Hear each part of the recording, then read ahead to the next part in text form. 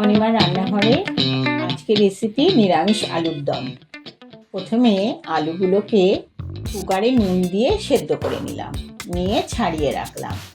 তারপর মিক্সার গ্রাইন্ডারে 4-5টা কাঁচা লঙ্কা, 4-5টা শুকনো লঙ্কা, 4-5টা এলাচ, একটু নারকোল, 4 চামচ টক দই, 1 চামচ হলুদ, হাফ চামচের মতো সাদা জিরে দিয়ে অল্প জল দিয়ে একটা পেস্ট তৈরি করে রাখলাম।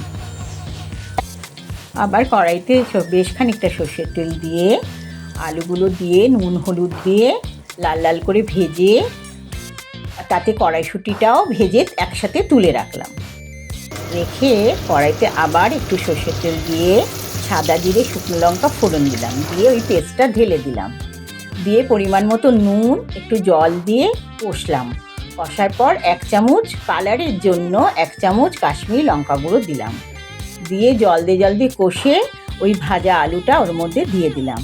দিয়ে বেশ খানিকটা কষানো হয়ে গেলে অল্প একটু জল দিয়ে চাপা দিয়ে রাখলাম। আবার একটু মাখা মাখা হয়ে গেল, নামিয়ে ওপর থেকে ধনেপাতা ছড়িয়ে দিলাম। এইভাবেই তৈরি হয়ে গেল নিরামিষ আলুর দম।